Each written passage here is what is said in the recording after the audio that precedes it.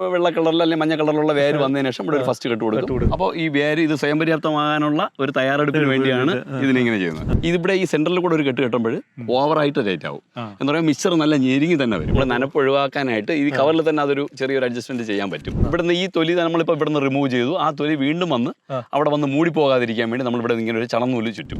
എന്ന് പറഞ്ഞാൽ മാതൃവൃക്ഷത്തിന്റെ 100% ഗുണങ്ങളും ലെയർ കൊണ്ടുള്ള തൈയും ലഭിക്കും. ലെയർ ചെയ്ത് ചെടി ഏകദേശം ഒരു 2 വർഷം അല്ലെങ്കിൽ 3 വർഷം കൊണ്ട് നമുക്ക് ആദായം കിട്ടി തുടങ്ങും. അപ്പോൾ ഇന്ന് എൻ്റെ കൂടെ ഉള്ളത് നമ്മുടെ കൊല്ലം ജില്ലയിലെ അഞ്ചൽ കൃഷിഫാമിലെ കോട്ടക്കൽ കൃഷിഫാമിലെ വിനോദ് സാറാണുള്ളത്. സാറേ നമസ്കാരം. നമസ്കാരം. നമുക്ക് ഈ നമ്മുടെ ആളുകളൊക്കെ ഇപ്പം ഈ ഗ്രാഫ്റ്റിങ്ങും ലെയറിങ്ങും ഒക്കെ ഒരുപാട് വീട്ടിൽ തന്നെ ചെയ്യാറുണ്ട്. അപ്പോൾ അത് എങ്ങനെയാണ് നമുക്ക് അവരെ പഠിപ്പിക്കണ്ടേ? വേണ്ടേ? അപ്പോൾ നമുക്ക് അവരെ പഠിപ്പിച്ചല്ലോ. അപ്പോൾ നമ്മൾ അതിന് ഈ ഏത് തരത്തിലുള്ള മരങ്ങളാണ് നമ്മൾ തിരഞ്ഞെടുക്കുന്നത്, എന്തൊക്കെയാണ് നമ്മൾ ഈ ലെയറിങ്ങിന് ഉപയോഗിക്കുന്നത്, അതിനെക്കുറിച്ചൊക്കെ ഒന്ന് പറയാം. ഇപ്പം നമുക്ക് നമ്മൾ ആദ്യമായിട്ട് കാണിക്കാൻ പോകുന്നത് പേരയാണ്. അപ്പോൾ പേരയിൽ ഏറ്റവും നമുക്ക് സക്സസ്ഫുൾ ആയിട്ട് ചെയ്യാൻ പറ്റുന്ന മെത്തേഡ് എന്ന് പറയുന്നത് പതിവയ്ക്കലാണ്. പതിവയ്ക്കൽ എന്ന് പറയുന്നത് മണ്ണ് ഉപയോഗിച്ച് വേര് പിടിപ്പിച്ചെടുക്കലാണ്. ഇതുപോലെ തന്നെ വേറെ 1-2 മെത്തേഡുകളുണ്ട്. പേരയിൽ സാധാരണ ഗ്രാഫ്റ്റിങ്ങും ഉപയോഗിക്കാറുണ്ട്. ഈ പറഞ്ഞ പതിവയ്ക്കൽ എന്ന് പറയുന്ന ലെയറിങ് എന്ന് പറയുന്ന പ്രോസസ്സും ചെയ്യാറുണ്ട്. അപ്പോൾ ഏറ്റവും നമുക്ക് സൗകര്യപ്രദമായി ചെയ്യാൻ പറ്റുന്നത് ലെയറിങ് ആണ്. അപ്പോൾ സാധാരണയായി അതിന് ഒരു മാതൃവൃക്ഷം ആവശ്യമാണ്. അപ്പോൾ നമ്മൾ നട്ടു വളർത്തി ഗുണമേന്മ ഉണ്ടെന്ന് ഉറപ്പ് വരുന്ന ഒരു സസ്യം, അത് കായ്ഫലം പിടിച്ചതിന് ശേഷം മാത്രമേ ലെയറിങ് എന്ന് പറയുന്ന ആവശ്യത്തിന് വേണ്ടി ഉപയോഗിക്കാൻ പാടുള്ളൂ. അതിനായി തിരഞ്ഞെടുക്കുന്ന ഒരു പെൻസിൽ തിക്നെസ് ഉള്ള കവരങ്ങളാണ് ഇതിനു വേണ്ടി തിരഞ്ഞെടുക്കുന്നത്. ഈ കനോങ്കിലും വേണം. നമ്മുടെ ഒരു പെൻസിലിന്റെ കനോങ്കിലും ഉള്ളതാണ് നമുക്ക് ഈ ഒരു പേര എന്ന് പറയുന്ന ചെടിയെ സംബന്ധിച്ച് ചെയ്യാനായിട്ട് അനുയോജ്യമായിട്ടുള്ളത് ഇതാണ്. ഇപ്പം നമ്മുടെ വീട്ടിലൊരു പേര ഉണ്ടെങ്കിൽ നമുക്ക് ചെയ്യാൻ പറ്റും. നമുക്ക് അതിന്റെ ഗുണമേന്മയെ പറ്റി വിശ്വാസമുണ്ട്. നമുക്കത് ചെയ്ത് അതിന്റെ തൈകൾ ഉൽപ്പാദിപ്പിച്ചാൽ നമുക്ക് നല്ല രീതിയിൽ കൃഷി ചെയ്യാം എന്ന് വിശ്വാസമുള്ള ഒരു ഇനം.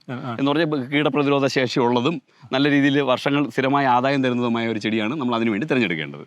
അപ്പോൾ നമുക്ക് ഉറപ്പുള്ള അതിൻ്റെ ഗുണ നിലവാരത്തെ പറ്റി ഉറപ്പുള്ള ഒരു ചെടി നമുക്ക് ഇതിനായിട്ട് ഉപയോഗിക്കാം. അപ്പോൾ നമ്മൾ തണ്ടൊക്കെ തിരഞ്ഞെടുക്കുമ്പോഴേ ഇപ്പോൾ അതിനിപ്പോൾ കുറച്ച് നല്ല കനമുള്ളത് വേണമെന്നോ അല്ലെങ്കിൽ അതിന് കേടില്ലാത്തൊക്കെ വേണോ, അങ്ങനെ ഉണ്ടെന്ന് പറഞ്ഞാൽ ഇതിന് എല്ലാ കാലത്തും നമ്മൾ ഇതിനായിട്ട് ഉപയോഗിക്കില്ല. ഇപ്പം നിറയെ ഫലം കായ് പിടിച്ച് നിൽക്കുന്ന ഒരു അവസരത്തിൽ നമ്മൾ ഈ ചെടിയെ തൽക്കാലത്തേക്ക് ഒഴിവാക്കണം, വെറുതെ വിടണം. ഈ കായ്കളെല്ലാം വിളവെടുത്തതിന് ശേഷം മാത്രം ഇത് ചെയ്യുന്നതാണ് ഉചിതം. അപ്പോൾ അഥവാ 1-2 ചെറിയ കായ്കളുള്ളത് അതൊരു പ്രശ്നമല്ല. എന്നാൽ കൂടി നമ്മൾ എപ്പോഴും കായ്കളില്ലാതെ ചെടി ഫ്രീ ആയി നിൽക്കുന്ന ഒരു സീസണാണ് ഇതിന് തിരഞ്ഞെടുക്കാനായിട്ട് നല്ലത്. മഴക്കാലത്ത് തിരഞ്ഞെടുക്കുകയാണെങ്കിലുള്ള നേട്ടം, മഴക്കാലത്തിന് മുമ്പ് നമ്മൾ ലെയറിങ് ചെയ്യുകയാണെങ്കിൽ നമുക്ക് ഈ വേനൽക്കാലത്ത് ചെയ്യുന്നതിനേക്കാളും നനയ്ക്കൽ എന്ന് പറയുന്ന ഒരു പ്രക്രിയ വലിയ ബുദ്ധിമുട്ടുള്ളതാണ്. ഇതൊരു പ്ലാസ്റ്റിക് ഉപയോഗിച്ച് ഇത് കെട്ടുന്നതുകൊണ്ട് നനയ്ക്കൽ വളരെ ബുദ്ധിമുട്ടുള്ളതാണ്. അത് ഒഴിവാക്കാനായിട്ട് നമ്മൾ മഴക്കാലത്താണ് ഇതിന് തൊട്ട് മുന്നോടിയായിട്ടാണ് നമ്മൾ ജൂൺ മാസം ആരംഭിക്കുന്നതിന് മുമ്പ് ലെയർ ചെയ്യുകയാണെങ്കിൽ നമുക്ക് ആ മഴക്കാലത്തിൻ്റെ പൂർണ്ണമായ ആനുകൂല്യങ്ങളെല്ലാം ഇതിൽ ലഭിക്കും. മഴ കൊണ്ട് നനഞ്ഞ് നമ്മൾ അതിൻ്റെ പുറകെ നമ്മൾ നോക്കാനായിട്ട് പോലെ വേര് വരുന്ന സമയം നമുക്കതിന് ബാക്കിയുള്ള കാര്യങ്ങൾ ചെയ്യാം. വേനൽ കൊണ്ടുള്ള ദോഷങ്ങളൊന്നും ആ സമയത്ത് ഉണ്ടാകുകയില്ല. അപ്പോൾ ഈ ഒരു സമയത്ത് ഇത് ചെയ്യുകയാണെങ്കിൽ കുറച്ച് അധ്വാനം കുറഞ്ഞ് കിട്ടും.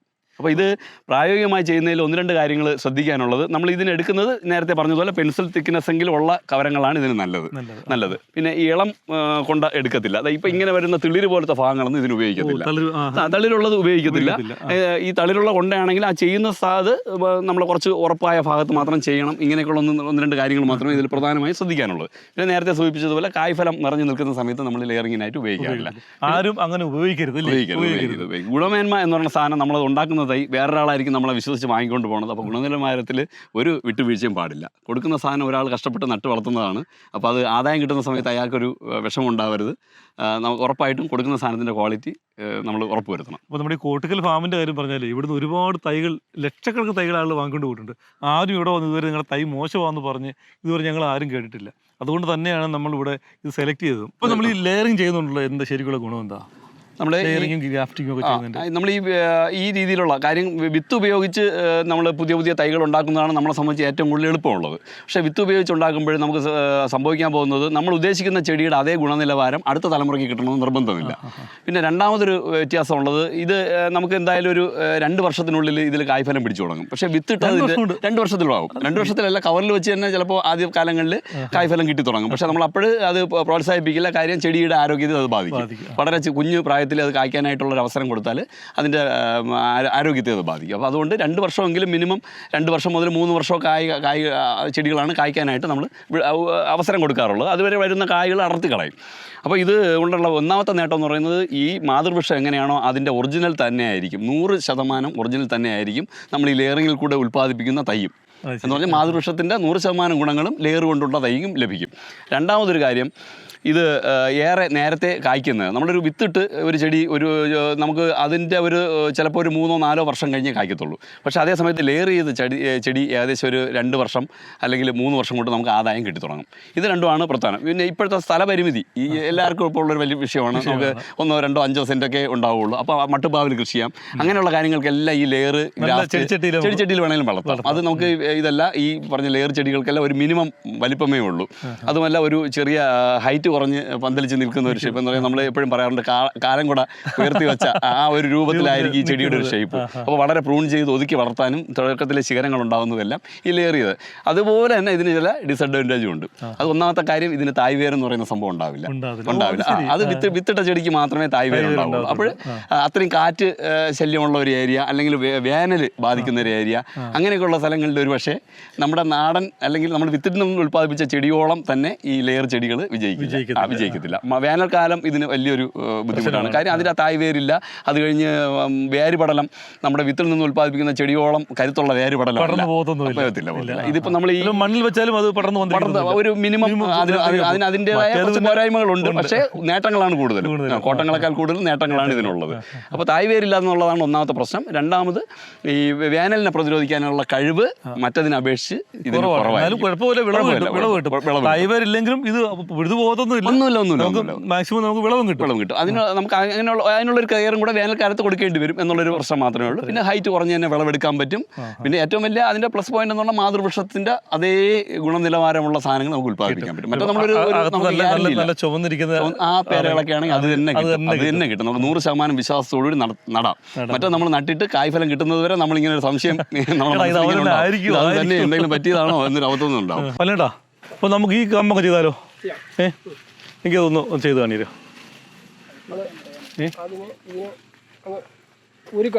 ഓ അത് ശരി. ഇതിൻ്റെ ഇലയെല്ലാം പറിച്ച് കളയണമല്ലോ. ഓ അത് ശരി. പേരക്കെല്ലാം നമ്മൾ കണ്ടിച്ച് കളയുക. നമുക്കൊരു എന്നിട്ട് നമ്മളിതിൻ്റെ സാറ് നേരത്തെ പറഞ്ഞതുപോലെ ആ ഉറപ്പുള്ളൊരു ഭാഗം വെള്ള കഴിഞ്ഞ് ഒരു ബ്രൗൺ കളർ വരുന്ന ആ ഒരു ഭാഗം സെലക്ട് ചെയ്യും. എന്നിട്ട് ഇങ്ങനെ റൗണ്ടിന് കട്ട് ചെയ്യും അല്ലയോ? എന്നിട്ട് 2 ഇഞ്ചോളം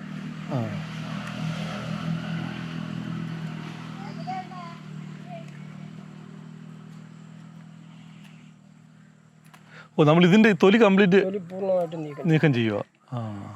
നമുക്ക് ഇതുപോലെ ഒരു 2 ഇഞ്ചിൽ കൂടുതൽ ഇതിൻ്റെ ആ തൊലി നീക്കം ചെയ്യും. നീക്കം ചെയ്തതിന് ശേഷം ഇതിലേക്ക് നമ്മൾ ഹോർമോൺ പുരട്ടും. ഇനി അടുത്ത ഹോർമോൺ പുരട്ടുന്നൊരു പ്രക്രിയ അല്ലയോ? അതെ, അടുത്ത ഹോർമോൺ പുരട്ടുന്നത് വേര് പിടിക്കുന്നതിന് വേണ്ടി ഹോർമോൺ ഈ മുറിവ് വരുത്തിയ ഭാഗത്ത് പുരട്ടുകയാണ്. ശരിക്കും മുറിവ് വരുത്തി നമ്മൾ പറയുന്നില്ലയോ? അതെ, മുറിവ് വരുത്തി ആ തൊലി നമ്മൾ ആ തൊലി മാത്രം, തടി ഉൾപ്പെടാതെയുള്ള ബാർക്ക് മാത്രം നമ്മൾ അതിൽ നിന്ന് റിമൂവ് ചെയ്യും. റിമൂവ് ചെയ്താൽ മാത്രമേ ഈ ഭാഗത്ത് നിന്ന് വേര് വരാനായിട്ടുള്ളൊരു അവസരം കിട്ടാൻ വേണ്ടിയാണ് ഇങ്ങനെ ചെയ്യുന്നത്. അപ്പോൾ ചെടിക്ക് എന്തെങ്കിലും സ്ട്രെസ് വരണം, എന്നാലും അവിടെ വേര് വരാനായിട്ട് താല്പര്യം കാണിക്കും. അപ്പോൾ നമ്മൾ ഇനി ഈ മിശ്രിതമാണ് അതിൽ ഉപയോഗിക്കുന്നത്. ഇത് നേരത്തെ പറഞ്ഞല്ലോ, ചകിരിപ്പൊടി, ചാണകപ്പൊടി, മണല്, കുറച്ച് ഭാഗം മണ്ണ്, ഇതെല്ലാം കൂടെ ചേർത്തുള്ള ഒരു മിശ്രമായിട്ട് തയ്യാറെടുക്കും. ചണനൂല് ഉപയോഗിച്ച് ചേർത്ത് നമ്മുടെ ഈ ബാർക്ക് വന്ന് മൂടാതിരിക്കാൻ വേണ്ടിയാണ്. ഇവിടുന്ന് ഈ തൊലി നമ്മളിപ്പോൾ ഇവിടുന്ന് റിമൂവ് ചെയ്തു, ആ തൊലി വീണ്ടും വന്ന് അവിടെ വന്ന് മൂടി പോകാതിരിക്കാൻ വേണ്ടി നമ്മൾ ഇവിടെ ഇങ്ങനെ ഒരു ചണനൂല് ചുറ്റും. ഈ മുറിവുണ്ടാക്കിയ ഭാഗത്ത് ചണനൂല് ചുറ്റും. ഇത് ഇങ്ങനെ ചെയ്യാതിരുന്നാലും ഏറെക്കുറെ വിജയിക്കും. എന്നാലും നമ്മളത് ഇങ്ങനെ 100% ഉറപ്പുവരുത്താൻ വേണ്ടി വേര് വരും എന്ന് ഉറപ്പുവരുത്താൻ വേണ്ടി നമ്മൾ ചണം എന്ന് പറയുമ്പോൾ നമ്മൾ ഈ പ്ലാസ്റ്റിക് ഉൽപ്പന്നങ്ങളൊന്നും ഇതിൽ ഉപയോഗിച്ചാൽ അതിനൊരു കട്ടിയുള്ള നൂല് ഉപയോഗിക്കാം. പോളിത്തീൻ ഷീറ്റ് എടുത്തിട്ട് അതിലേക്ക് ഈ മിക്സർ ഇങ്ങനെ ഉണ്ട് വെട്ടി വെക്കും. എന്നിട്ട് ഈ ഒരു അളവ് മതിയാവും. ഇത്രയും മതി. ഒരു ലെയറിനുള്ള അളവ് ഇത് മതിയാവും. അപ്പൊ ഇങ്ങനെ വെച്ചിട്ട് നമ്മൾ ഇതെല്ലാം ഇതിന്റെ മുകളിൽ ചേർത്ത്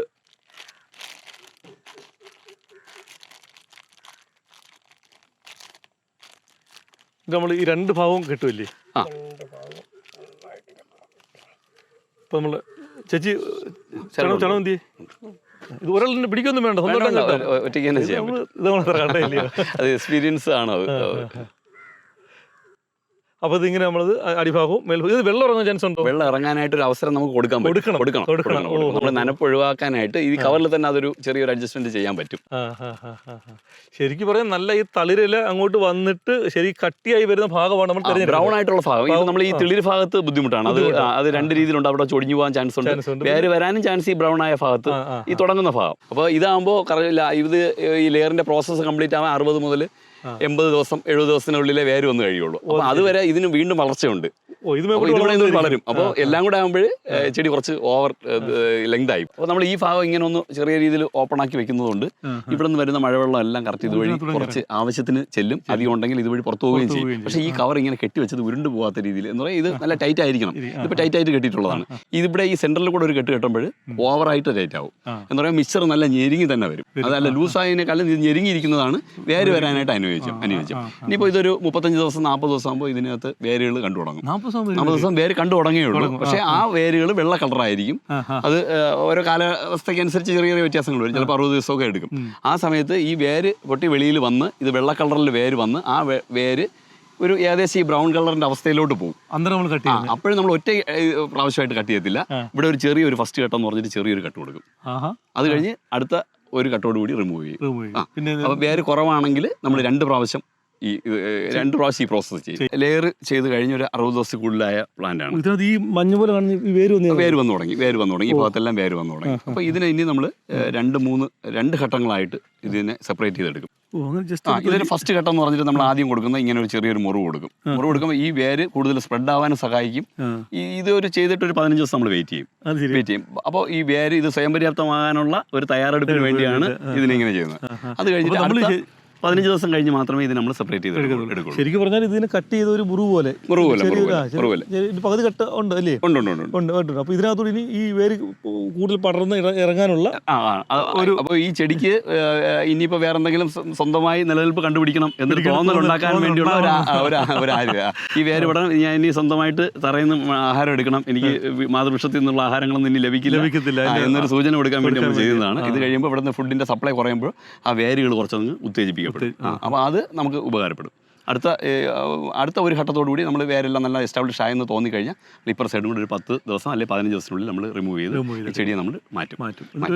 പിന്നെ അടുത്ത് നമ്മളൊരു കവറിലേക്ക് ഇതിനെ അങ്ങ് മാറ്റി ആദ്യ കാലഘട്ടങ്ങളിൽ ഷെയ്ഡിൽ തന്നെ വയ്ക്കും. അതിന് വളരെ പരിചരണം കൊടുത്ത് നമുക്ക് ഒരു സംരക്ഷിക്കാൻ ഏറ്റവും അനുയോജ്യമായ സ്ഥലത്ത് ഇതിനെ സംരക്ഷിച്ച് വീണ്ടും ഒരു 10, 15, 20 ദിവസം കൂടെ കഴിഞ്ഞ് വേര് കവറിലേക്ക് വ്യാപിച്ചതിന് ശേഷം മാത്രമേ പുറത്തോട്ട് മാറ്റത്തുള്ളൂ. അപ്പോൾ നമ്മൾ ഓപ്പൺ എയറിൽ കൊണ്ടുവച്ചതിന് ശേഷം വീണ്ടും ഒരു 10 ദിവസം 15 ദിവസം കൂടെ കഴിഞ്ഞതിന് ശേഷം സെയിലിന് വേണ്ടി എടുക്കത്തുള്ളൂ. ഒരു പ്രോസസ്സ് കഴിഞ്ഞ് വരുമ്പോൾ ശരിക്കും 100 ദിവസത്തിൽ കൂടുതൽ എടുക്കും. ഇതിപ്പോൾ തായ്ലൻഡ് ചാമ്പയാണ്. ബെൽ ചാമ്പ എന്നൊക്കെ പറയുന്ന തായ്ലൻഡ് ചാമ്പ. അപ്പോൾ ഈ ചാമ്പയിൽ ഇതേ മെത്തേഡിൽ തന്നെ വേര് പിടിപ്പിച്ച് ഭംഗിയായിട്ട് എടുക്കാൻ പറ്റും. നല്ല നേരായിട്ട് ഇതിപ്പോൾ വേര് വ്യക്തമായിട്ട് പുറത്ത് കാണാൻ പറ്റുന്ന രീതിയിൽ വേര് പിടിച്ചതാണ്. ഇത് ചാമ്പയാണ്, കുറച്ച് വലിപ്പമുള്ള ചാമ്പയാണ്. അവിടെ ചെയ്ത പോലെ ഇതിന്റെ അടിയിലും ചെറിയൊരു കട്ട് കൊടുക്കും. വെള്ള കളറിൽ അല്ലെങ്കിൽ മഞ്ഞ കളറിലുള്ള വേര് വന്നതിന് ശേഷം ഇവിടെ ഒരു ഫസ്റ്റ് കട്ട് കൊടുക്കും. അത് കഴിഞ്ഞ് ഈ പറഞ്ഞ 10 15 ദിവസം കഴിഞ്ഞ് വേര് കുറച്ചുകൂടി എസ്റ്റാബ്ലിഷ് ചെയ്തതിന് സെക്കൻഡ് കട്ടും കൊടുക്കും. അത് കഴിഞ്ഞ് നേരെ നമ്മൾ ഗ്രീൻ ഹൗസിലോട്ട് ഇതിനെ മാറ്റുകയാണ്. ഗ്രീൻ ഹൗസിൽ കൊണ്ടുവന്ന് ഇതിനെ കവർ മാറി പ്ലാസ്റ്റിക് കവർ ഒഴിവാക്കിയിട്ട് പുതിയ കവറിലേക്ക് പോട്ടി മിക്സറിലേക്ക് ഇത് നിറച്ച് അവിടെ ഒരു പറഞ്ഞ പോലെ 1 ആഴ്ചയോ 2 ആഴ്ചയോ സംരക്ഷിക്കും. ആ ചെടിയുടെ വലിപ്പം അതിനനുസരിച്ച് വ്യത്യാസം വരും, കാലാവസ്ഥയ്ക്ക് അനുസരിച്ച് വ്യത്യാസം വരും. ഇത് അവിടെ സംരക്ഷിച്ചതിന് ശേഷം വീണ്ടും അത് ഹാർഡനിങ്ങും പോലെ നമുക്ക് വെളിയിലത്തെ കാലാവസ്ഥയിൽ അവൻ അതിജീവിക്കാൻ വേണ്ടി സീസണിങ് പ്രോസസ്സാണ്. അതിനൊന്ന് പുറത്ത് നമ്മുടെ ചൂടും എല്ലാം താങ്ങി വളരണം. അങ്ങനെ വളരാൻ തയ്യാറെടുത്തൊരു ചെടിയെ പുറത്ത് വിൽക്കാൻ പറ്റും. അപ്പോൾ അതിന് വേണ്ടിയുള്ള തയ്യാറെടുപ്പിന് വേണ്ടി ഇതിനെ നമ്മൾ അവിടെ നിന്ന് ഗ്രീൻ ഹൗസിൽ നിന്ന് പുറത്തേക്ക് ഇറങ്ങും. അപ്പം നമുക്ക് ഏതൊക്കെ ചെടികൾ നമുക്ക് ഗ്രാഫ്റ്റ് ചെയ്യാം, അല്ലെങ്കിൽ ഏതൊക്കെ ചെടികൾ നമുക്ക് ഇത് ചെയ്യാൻ പറ്റാത്തതുണ്ട്? അപ്പം നമുക്ക് ഈ മാവിലൊക്കെ ഇത് വലിയ സപ്പോട്ട, മാവ്, അങ്ങനെ പ്ലാവ് ഇങ്ങനെയുള്ള ചെടികളിലൊന്നും ഈ ലെയറിങ് പ്രായോഗികമല്ല. അപൂർവമായിട്ടൊക്കെ വിജയിക്കാറുണ്ട്, എന്നാൽ അതൊരു പ്രായോഗികമല്ല. ഗ്രാഫ്റ്റിംഗ് കുഴപ്പമില്ല. നമുക്ക് ഗ്രാഫ്റ്റിംഗ് അതിലൊക്കെ നമ്മൾ കൂടുതലും ബഡ്ഡിങ് അല്ലെങ്കിൽ ഗ്രാഫ്റ്റിംഗ് ആണ് നമ്മൾ അതിലേക്ക് ചെയ്യുന്നത്. അപ്പം ഇത് ലെയറിങ്ങിനുള്ളത് ലെവിലെവി, നമ്മുടെ ലെവിലെവി എന്ന് പറയുന്ന ചെടി ചെയ്യാറുണ്ട്. നെല്ലിക്ക വരുന്ന ചുവന്ന നെല്ലിക്കയുള്ള ലെവിലെവി ഉണ്ട്. അങ്ങനെ അത് കഴിഞ്ഞ് നമ്മുടെ ഈ ശിവപ്ലാവിൽ നമ്മൾ ചെയ്യാറുണ്ട്. ശിവപ്ലാവ് 2-3 രീതിയിൽ നമുക്ക് വികസിപ്പിക്കാം. വേരിൽ നിന്ന് തൈ ഉൽപ്പാദിപ്പിക്കുന്ന ഒരു ചെടിയാണ് ശിവപ്ലാവ്. വേരിൽ നിന്ന് അതിനോടൊപ്പം തന്നെ ലെയർ ചെയ്തും തൈ എടുക്കാൻ പറ്റും. ഈ നെല്ലിയുടെ കാര്യം ഞാൻ പറഞ്ഞു. പിന്നെ മാതളം എടുക്കാൻ പറ്റും. മാതളത്തിന് ആ ഒരു മെത്തേഡാണ് കൂടുതൽ വിജയിക്കുന്നത്. നാരകത്തിന്റെ തൈ ഉൽപ്പാദിപ്പിക്കാറുണ്ട്. ചെറുനാരകത്തിന്റെ തന്നെ നാരക വിഭാഗത്തിലുള്ള 2-3 ടൈപ്പ് നാരകത്തിന്റെ നമ്മൾ ഈ രീതിയിൽ ഉൽപ്പാദിപ്പിക്കാറുണ്ട്. അഞ്ചൽ കോട്ടുക്കൽ കൃഷി ഫാമിൽ കൃഷി അസിസ്റ്റന്റ് നമ്മുടെ പ്രിയപ്പെട്ട വിനോദ് സാറാണ് ഈ കാര്യങ്ങളൊക്കെ നമ്മളോട് പറഞ്ഞത്.